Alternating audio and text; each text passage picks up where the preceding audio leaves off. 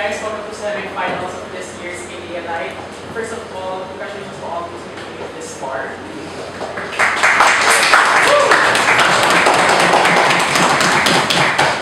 My name is Romina Pauza. I'm from PUP and I'll be your chair for this round. Judging me, this panel of judges are Jose from UPLB and Clarice.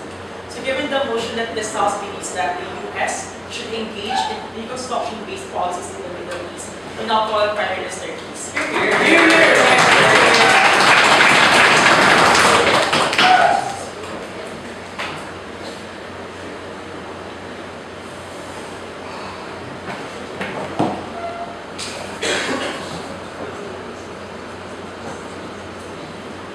What is happening right now in the war between the Middle East and the US? We see that all the action is happening in the Middle East, right, in that general location. The US is at war with countries like Syria and other Middle Eastern countries which have problems of civil unrest within their own countries, right?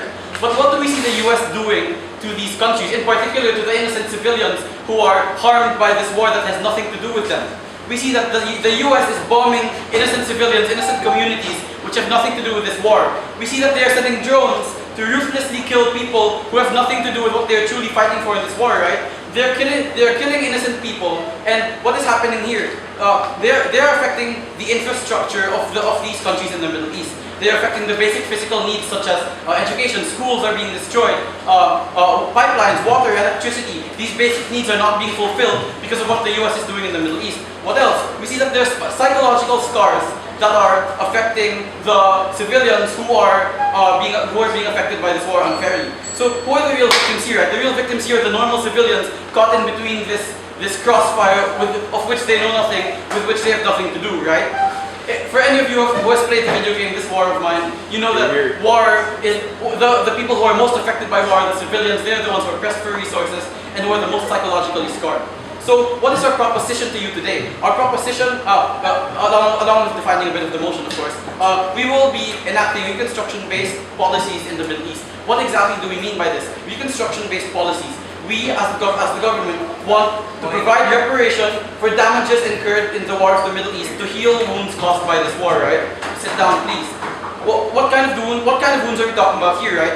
Again, as I mentioned before, infrastructure, buildings, physical loss, right? We are seeing that people are losing their sources of income, the places where they work, the places where they live, right? Basic needs such as this are not being fulfilled because of this war, are being taken away from these people unfairly. We want to fix that. Another form of reparation we want to provide is community building and psychological help. We want to provide therapy and counseling for people who have been affected by this war, right? Why? Because these are people who have lost their fathers, lost their families, lost people dear to them who have nothing to do with this war, who are innocent.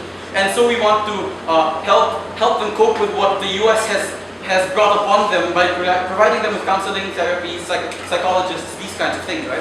So, what are the standards that fine? Okay. Why as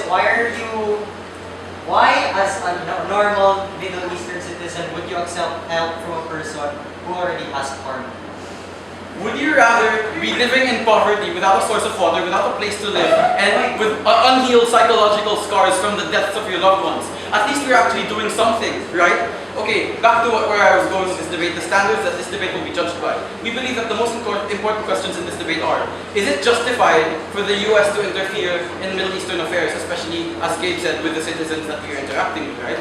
And second standard that we will be judging this debate by, will it benefit the sectors of society concerned? Again, we're talking about the citizens, right? And also, in general, the image of the US. What are the benefits?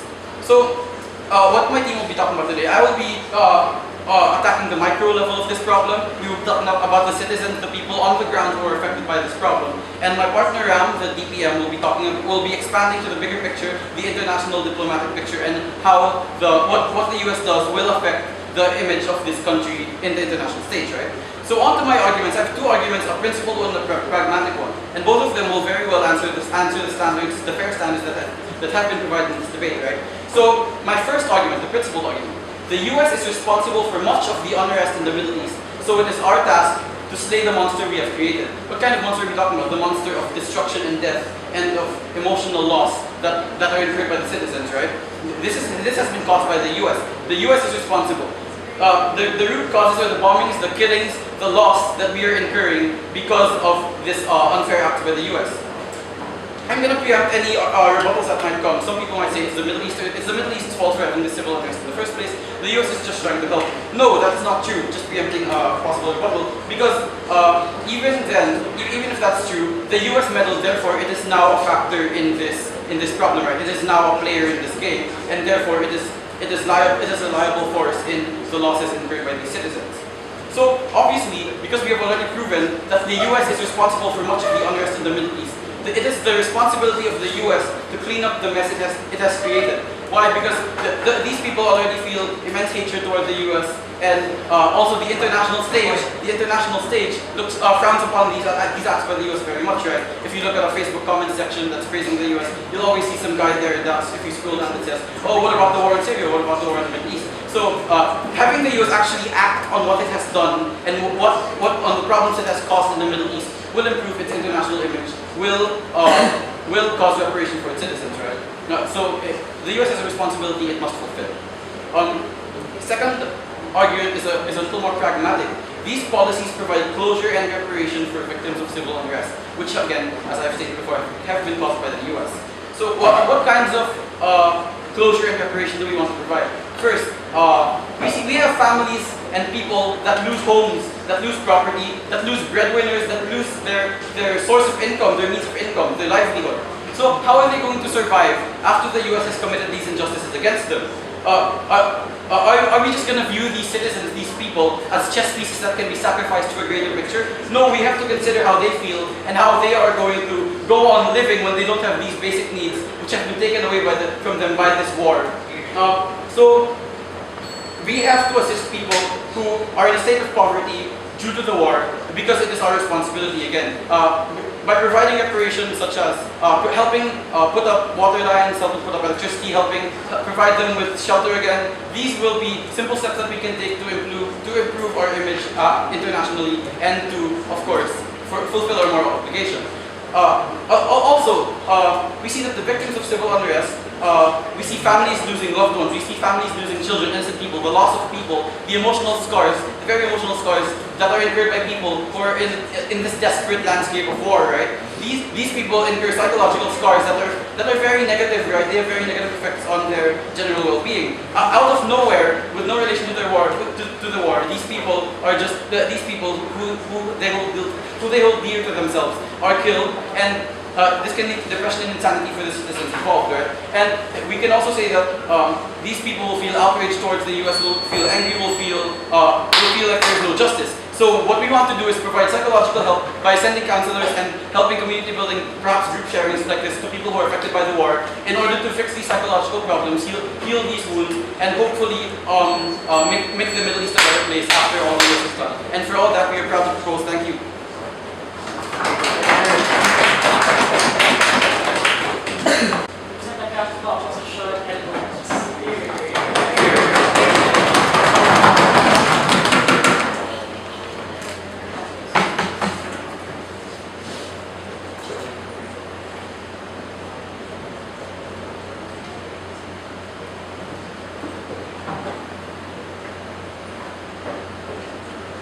Mr. Chair, on our side, we strongly and firmly believe that this U.S. pivot to the Middle East is based on nothing but their very own self-interest, and is based on nothing but not really helping these people in the Middle East, but rather to provide for themselves. Which is why on our side, we strongly and firmly believe as well that the U.S. should simply not at all engage in these direct reconstruction-based policies. And for our counter-proposal, we propose that the U.S. instead withdraw all armed forces within the Middle East, and B, cut certain international relation ties with the Middle East. And we argue this for two reasons. The first, my rebuttals. So they argue that killing innocent people happens, and this is the fault of the US. But the truth is, these reconstruction-based policies aren't simply building water lines. These reconstruction-based policies aren't simply helping these people. When the US airstrikes Syria, they call it simply weakening of the ISIS. When the US creates these things such as the Iran nuclear deal, what happens instead is that they do things out of their own self-interest and for their allies, rather than help these very countries who have these sort of economic policies which have to be uplifted from these certain deals. So in the end, we aren't just building water lines for these people. In the end, we aren't just feeding the poor and helping the psychologically disabled. what happens here is that the US paints itself a picture of some sort of benevolent ally that these countries have, rather than actually helping these people out. So what we have instead in the end is a better picture of the US for these countries, but at the same time a bigger detriment to the Middle East by killing certain civilians, by bombing ISIS so-called, or by certainly imposing certain economic regulations which will help certain people, like in the Iran nuclear deal when they forced Iran to get rid of 97% of its uranium.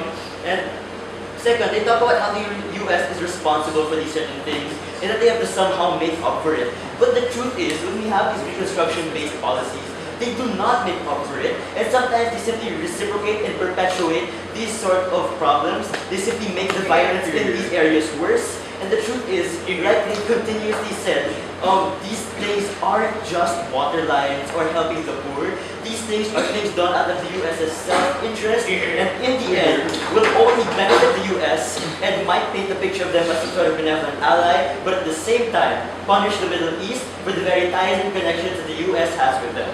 So now to my arguments. My first argument is that the US can promote regional violence within the Middle East, and because the US has this sort of notion that it is a powerful and wealthy country, what happens instead is that within the region, we can shift the momentum of certain issues such that we can push America's agenda instead of what the people in the Middle East really, really care about.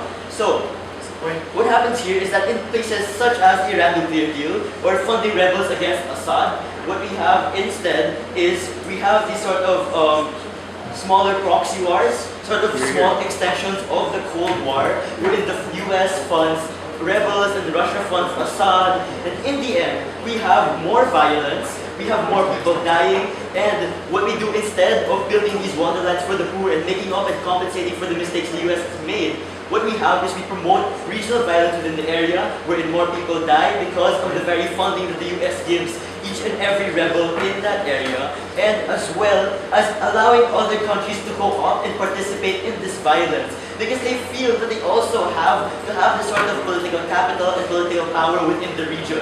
So what we do instead is give the US incentive to promote violence and make sure they win these sort of smaller wars, and also give other countries reason to participate in these smaller wars, and also push their very own political agenda and their very own violence, so that these countries can benefit themselves and only themselves. Yes. Aside from war damages, the government of these countries are still doing the base of corruption.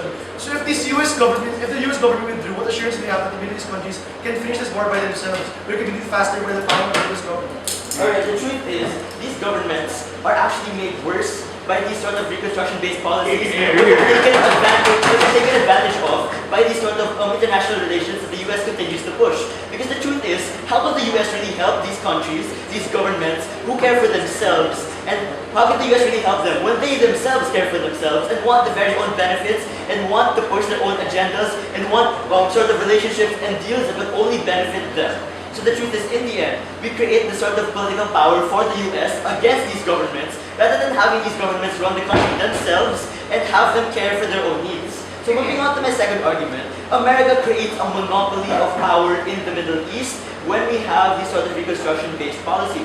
Because A, America gains more and more allies within the Middle East when it makes the sort of picture of a benevolent ally. And second, they gain political capital by fooling people that they really care about them. And they gain political capital by showing their power in certain regions, by showing that these rebels can take over certain territories, by showing that they themselves can push against ISIS. And this kind of monopoly of power is so much worse because, like I've continuously said, the US will continue and continuously push their own agendas and their own self-benefits, and will take over whatever, and will take precedence over whatever these the US feels these people will need. Because again, they will take these deals and these relationship policies, international relations policies, with these countries and ensure that in the long run, this will instead benefit America, and this will instead push these countries into a smaller and have less benefits for themselves. So we create this sort of monopoly of power. What we have instead in this region is America's agenda pushed, rather than the needs for these people cared for, rather than these so-called reconstruction, which America so nicely puts. Rather than having these countries care for themselves, rather than having these countries push their own agendas and make sure that their rights are protected rather than the US protecting their rights and the US pushing their own agendas instead. So in conclusion, as opening opposition, we'd like to say that if only more and more violence and only worse and worse problems will be continuously pushed if the US has these so-called reconstruction-based policies in the Middle East. And second, we give America more and more power and more political incentive to participate in this. And what happens is that not the rights and the needs of these Middle Eastern countries are pushed, rather America's own political agenda through many different economic trades, through many different policies which they will input into these countries. So for all of these and more, our side would like to propose. Thank you.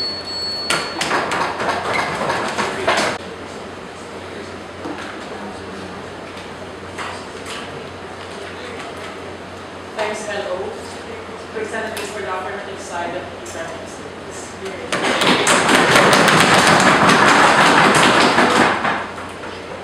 Okay, good afternoon everybody.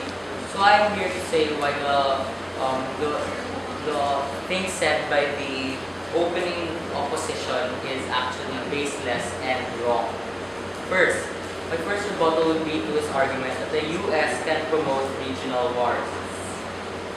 We're not funding rebels. We are making up for the mistakes that we concede that we have made. We are slaying the monsters that we ourselves have made in the Middle East. It is better to help out than to do nothing at all. Just like the example stated a while ago, even though yes, we concede to the fact that maybe a normal average Middle Eastern citizen wouldn't receive help from a person who has killed his family members, from a person who has supported the breaking of pipelines in destroying his life. It is better than doing nothing at all. At least we are making an effort to actually try to solve the problems that we ourselves have created. The second argument is that the US gains a power monopoly. This is an assumption that the US is acting in its own interest. There is no basis for this, therefore it is invalid. Our intention is to help out and to actually make sure that people are alleviated from the problems that they have. Okay? So, heading towards the arguments that I have.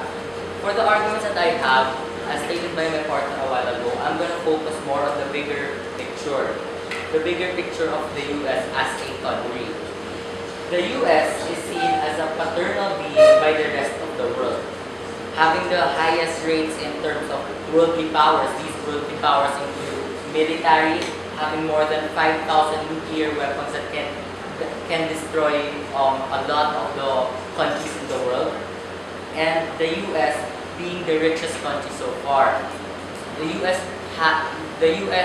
though it may be said that the US has debt, so we're still focusing on the present, and we can see that the US can sustain itself. The US has surely built itself as a powerful image. Though you can argue that some hate the US. The reason why people hate the US is that the US is a threat to their self-interest in enforcing whatever policies they want in their own country. Because of this, we are showing how when the US actually participates in reconstruction processes in the Middle East, it will provide itself a better image as a country and a good example for the world. It will make sure that that it provides itself as a proper influence to the world. Second, the US serves as a important country in the world. The US, having more than 50% of the world's countries as its allies, is very influential in affecting how things go in international relations and how things would go out. The US, which is allies with powerful countries such as Germany, the United Kingdom is very influential in our world today. On the other hand, the Middle Eastern countries represent the other side of the world that does not support the views of the US as a country that supports liberal democracy and supports many beliefs that support freedom. By allowing US to build reconstruction processes in the Middle Eastern countries, it is like as if we're uniting two different sides. We're uniting the US with its democratic views and the Middle Eastern countries that believe in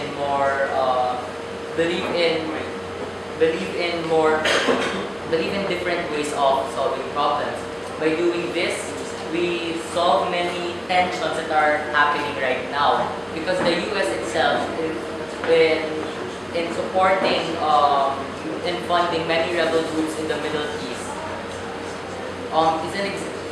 is building tension upon its allies to support it and actually follow its cause. Now, if we start if we do these reconstruction things, we're going to be able to unite these two views. We're going to lessen tension within the allies of the United States, thus bringing more stable peace and order, not only in the Middle East itself, but in the rest of the world.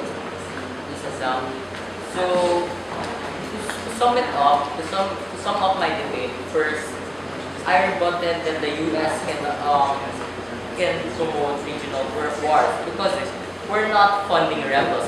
We're not even funding rebels in the first place. We are just making up for the mistakes. As I said by my partner, the big monster that we have created. We're just trying to solve the thing that we started. Second, the US gains a power monopoly. This is an assumption that is baseless. According to them, we can imply that the US is acting in its own interest. There is no basis for this.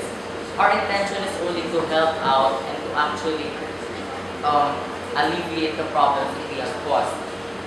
The main point of the main point of our argument is that the US is an influential being in the world.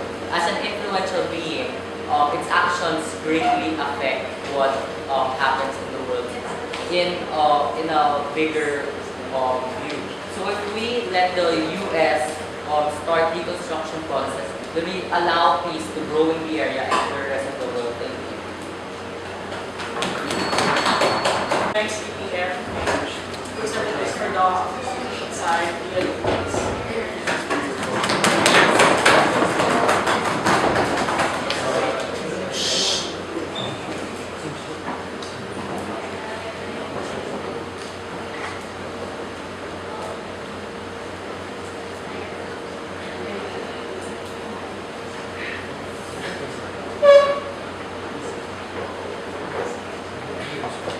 Okay, so Mr. Chair, first of all, I'd like to point out that the opening government works on this base premise and this illogical premise that the United States is somehow this benevolent God who is all-knowing, all-caring, whose main purpose in its creation and its existence is to somehow care for the rest of the nation. Is to somehow care for the other countries that they want to influence. But I'd like to point out that that's the exact picture that the US is trying to paint. That's the exact false notion that they want to propagate. To propagate that there's somehow this, like I said, the benevolent God that everybody desires to have.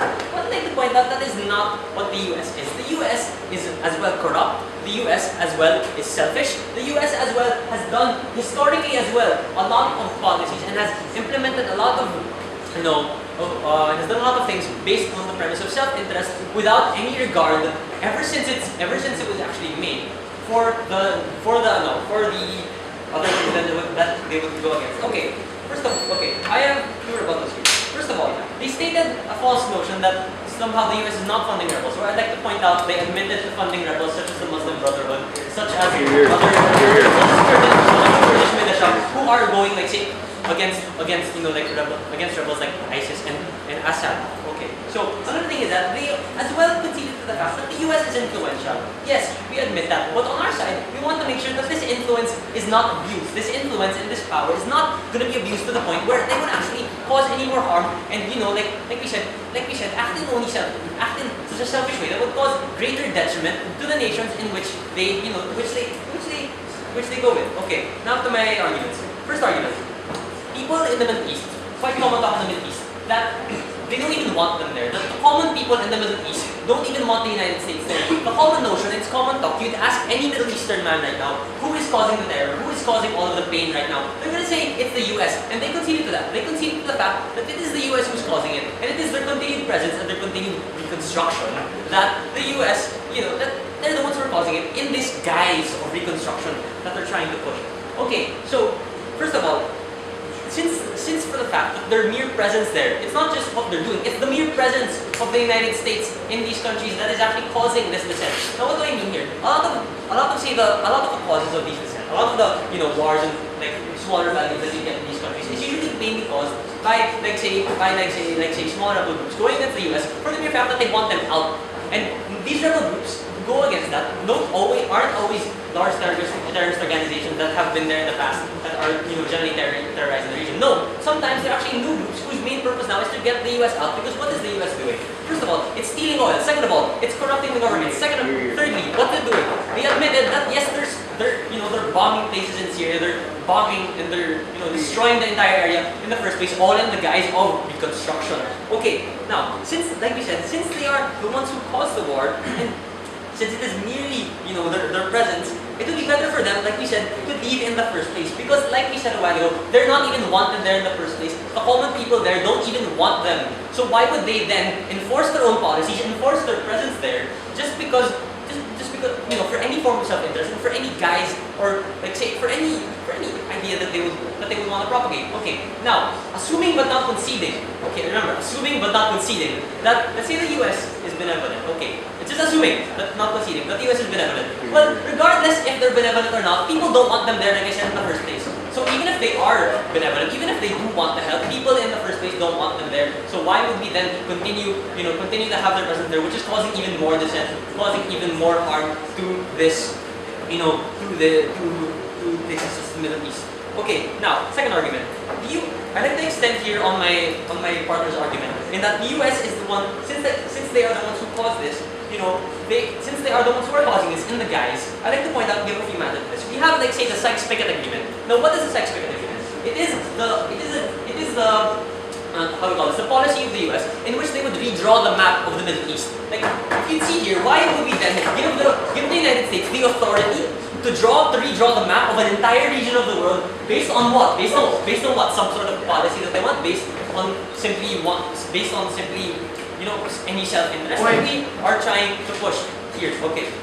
US is not the only country that actually bombs these places. Actually, Turkey is also bombing these countries. Russia is also bombing these countries. So please prove the exclusivity as to why you should only give this to the US and why the US is the only hated country out there. It's not true. Okay, first of all, the US is the one leading the coalition. So first of all, what we're trying to do here, if you do not get rid of the US, you do not get rid of anyone else in the first place. Okay, so we need to get rid of the US at first to stop this bombing, to stop all of these harms that are being caused. Okay, back to what I was saying. My partner as well pointed out the Iran nuclear deal, in which it actually caused greater detriment to the region, not just to Iran in itself, but as well to the nations, the countries next to it. Like say, for example, you saw Israel contesting the Iran nuclear agreement because they knew for a fact that nuclear trade with Iran is one thing that they were heavily reliant on. Now that you have that, what does that create? That creates greater detriment to something that is essential for the growth of two countries in which the US is now meddling with, like even indirectly in this case, since they were meddling with Iran, but indirectly they were meddling with Israel as well. Okay, and as well, the US creates proxy wars in this case. Now what do these proxy wars do actually? What do they do? They're inciting dissent, to which you'd have notions of which they could actually sell. Remember, the US market, the US mainly gets income off of war. Companies in the US, their main export usually is war bullets. They have one of the largest military expenditures in the world, and we actually don't really know why. It's for the fact that why would they need such a large military expenditure if they have the amount of power that they have now? Like right as well, We know how they're stealing oil. We know how everybody in the Middle East is, for a fact, against them, like taking the oil for their corporations, for companies when they use food, for no particular reason at all. We also have instances of CIA torture, where you have waterboarding, where you have people, where you have like U.S. soldiers extracting information in such inhumane ways to these people. Now, why would we want to continue allowing them to further these reconstructive policies? Just because, without any basis at all, we have to consider and know the real facts behind this. That the U.S. is not a benevolent God. The U.S. is not working for the betterment of the region. The U.S. is simply working for their own gain, and their main premise is not good. Essentially, all they're doing is out of self-interest, and everything that they would want to do is, for a fact, that since it causes greater harm to the region either way. For all this, we would so proudly oppose. Thank you.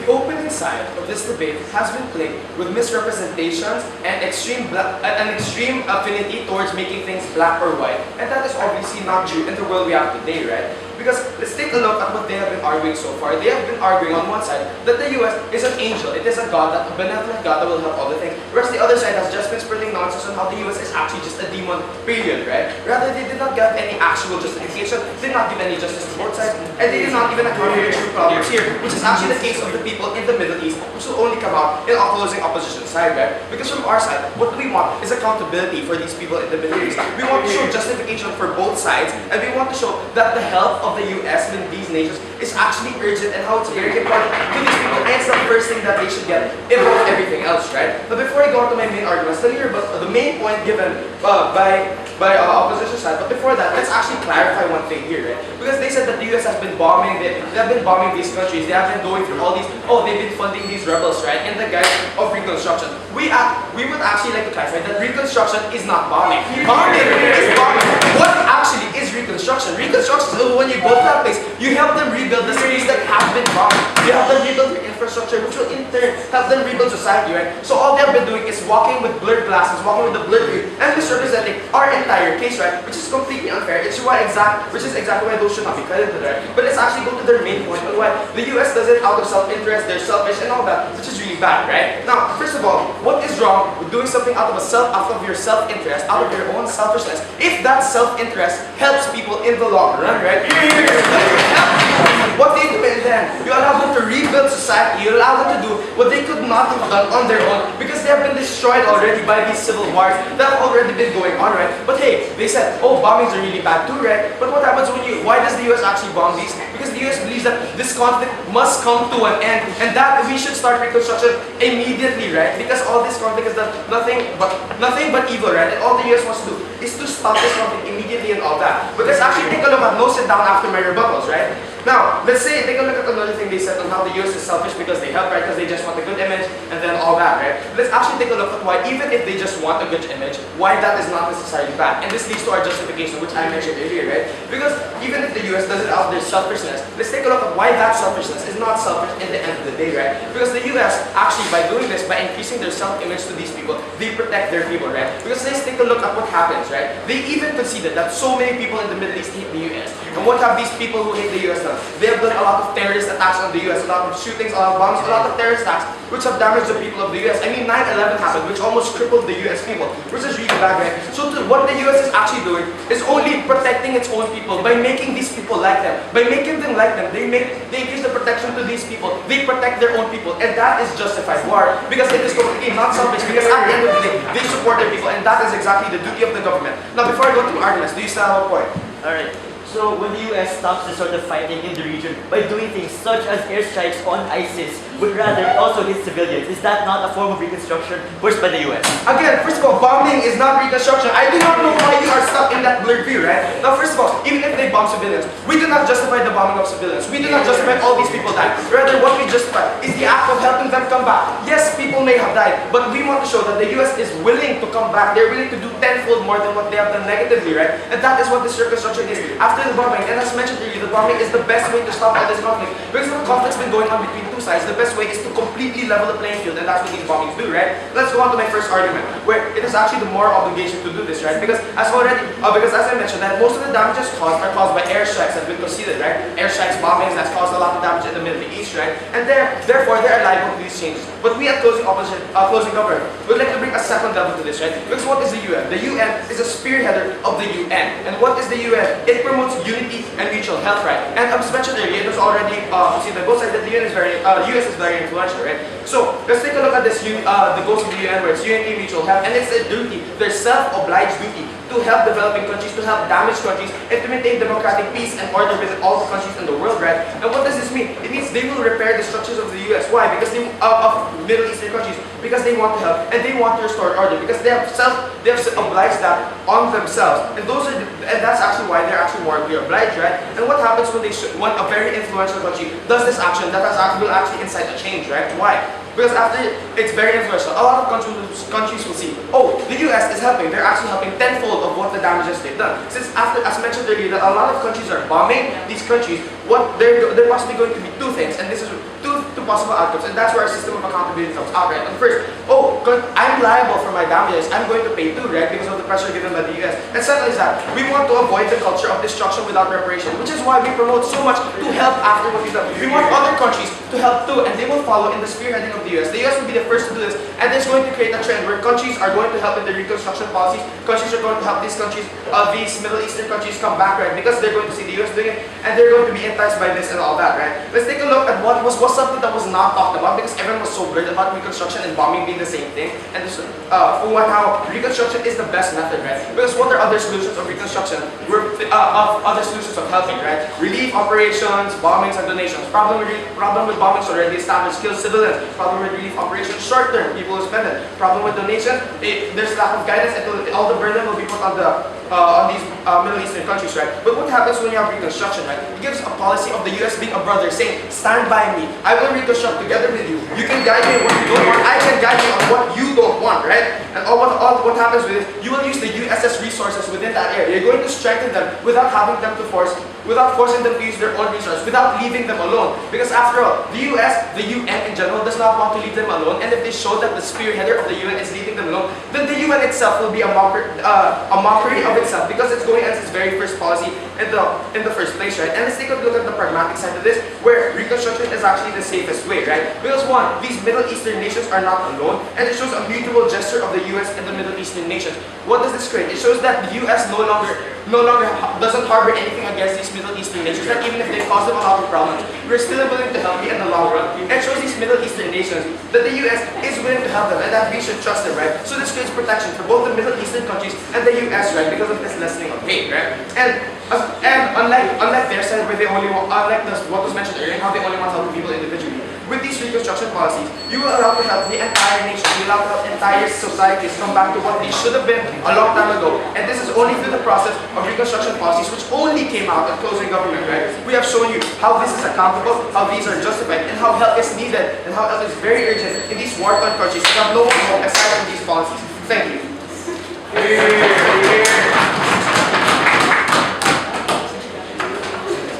Thanks, Senator. Opposition side.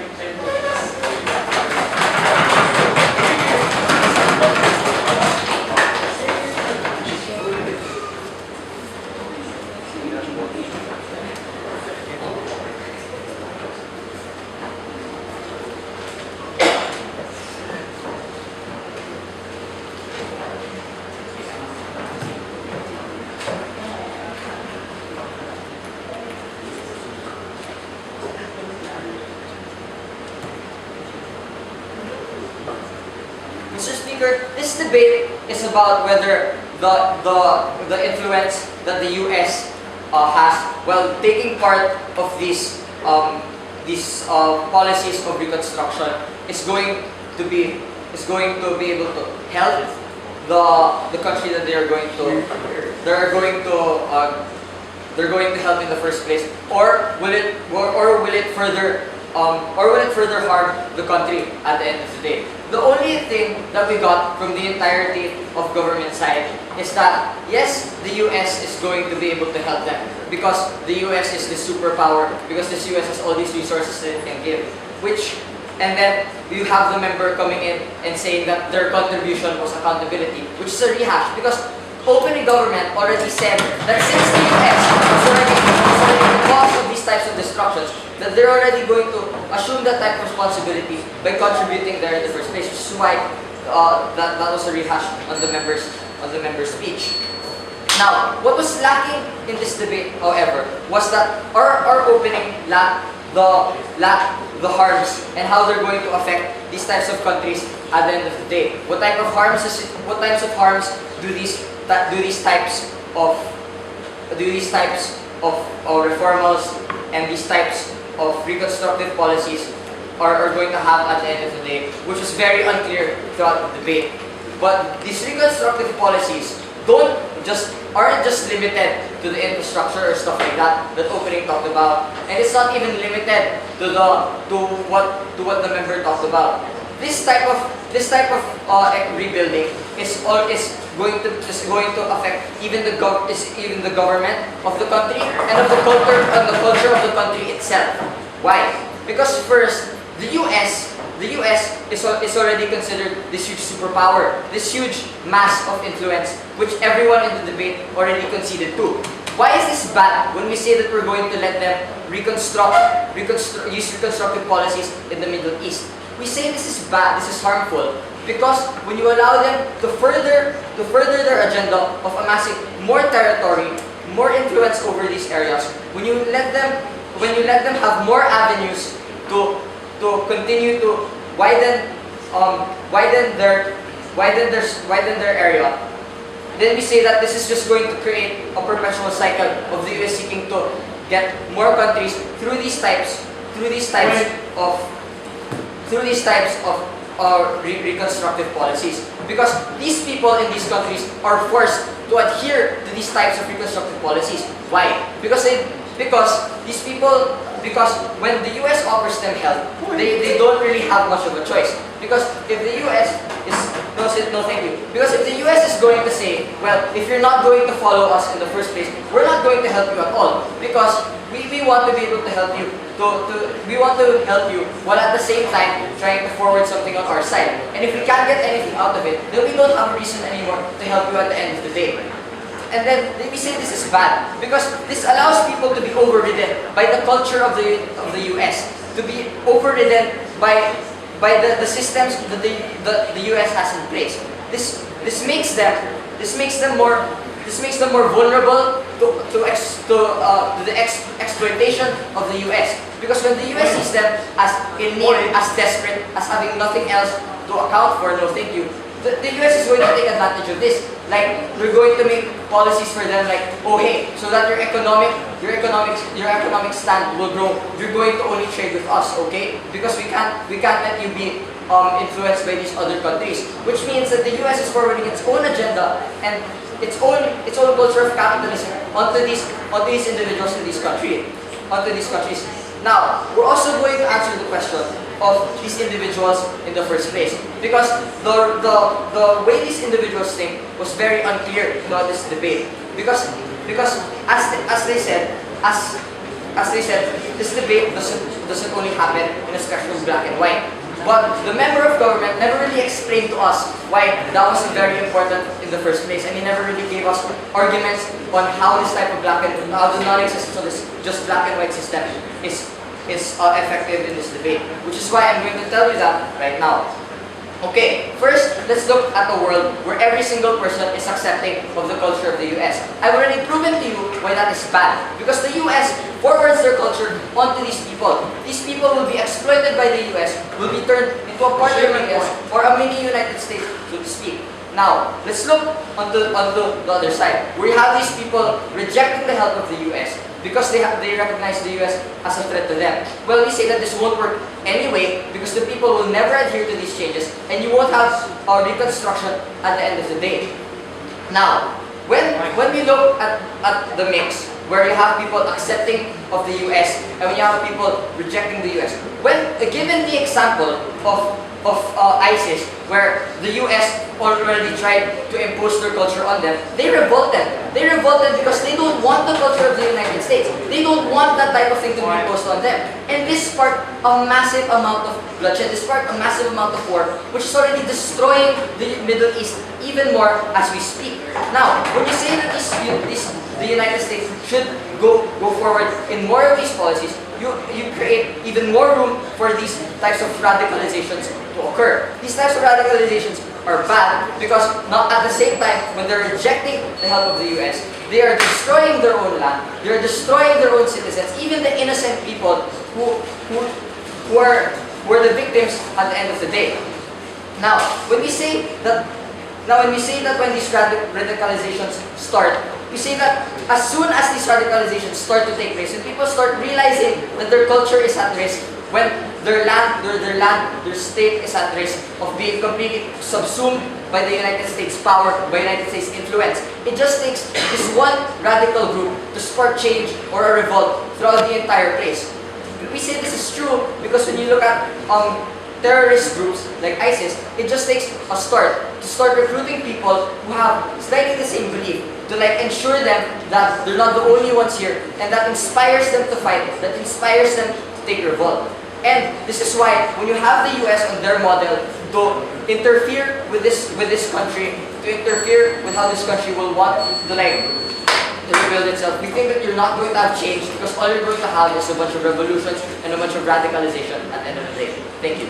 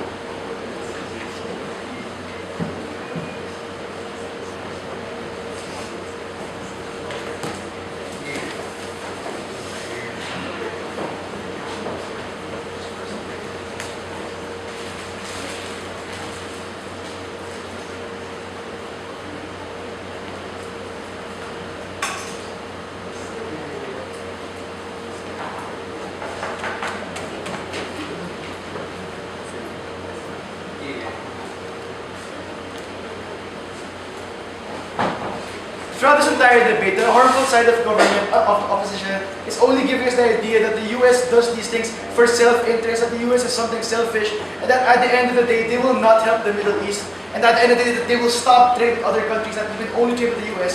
They give us false standards, they give us false policies, and false truths as to what actually happens to society. The reason why it's dangerous to think that way is because in the society of these guys, because the way these people think society is that the US has no other reason but to hurt these people. The US has no other way but to cause damage and to cause more loss of life. Well, we tell you that everything has a reason. We tell you only in our side that the reason that this is because of just war and because it's a just cause. And we tell you from our reason that they want this not because they want to be the greatest superpower of all time, but because they want international cooperation.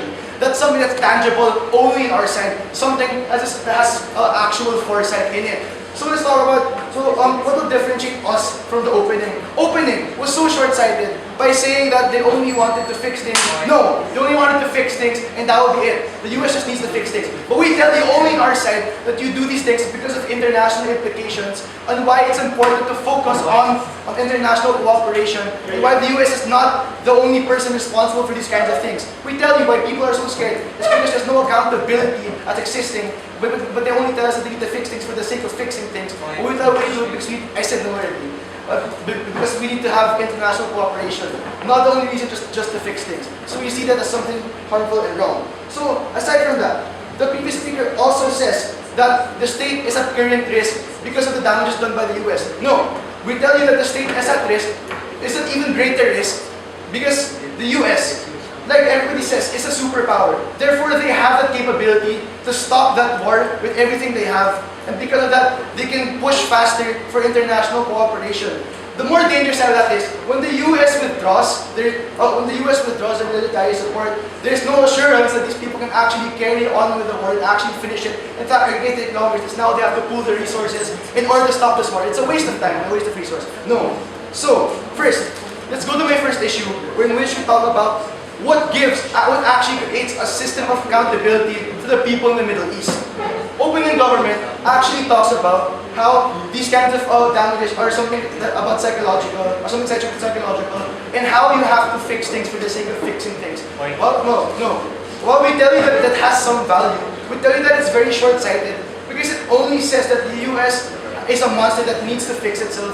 We tell you only on our side that the U.S. has reasons for doing this. The U.S. is doing this because they feel threatened that throughout the years, they've received so many attacks from these kinds of people, and they felt as a part of just war, they needed to do this. But then we go outside the U.S., we go to the people of the Middle East. No! We go to the people of the Middle East, and we go to the areas. What's happening in the areas, right? We talk about people in the Middle East. And the problem with the Middle East is that so much people are just hating on the US without actually realizing that so much countries do the exact same thing that the US is doing. It's just that the US is an instigator, but they have no proof or they have no reasoning as to why they should make the US being the only one having to pay and not the rest of these countries. We tell you the reasons because the US is a powerhouse. US is an initiator of international cooperation. They spearheaded the United Nations. Therefore, it is a responsibility as one of the instigators of the United Nations to be the first ones to make the step, to be the first ones accountable. What do you want? Even if the US is good, it still imposes standards on vulnerable Middle Eastern states that are under war instigated by the US. How do you respond?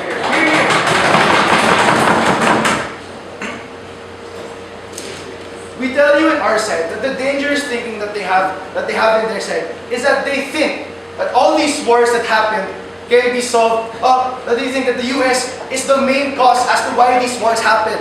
But you need to realize, no! But you have to realize that at the end of the day, the reason why people blame the US so much is because of the amount of damage that happened. But no, they already see that the damages are caused by the damages are made because they feel that they're threatened. They feel that their safety has already been compromised on so many occasions that they feel that if they don't do anything, that these people can end up going to their country and attacking them like what happened in 9/11. When you end the threat in the place where it is, where you end it where it's strongest, the US is not just thinking about what is good for the Middle East, it's also thinking what's good for the international community. When it starts to say that if we destroy these things, if we destroy these extremist forces that are present in these places, we stop them harming other countries, we stop the implications of other places actually hurting other people. And I think that's what the US does in its fulfillment of role of being the instigator of international cooperation.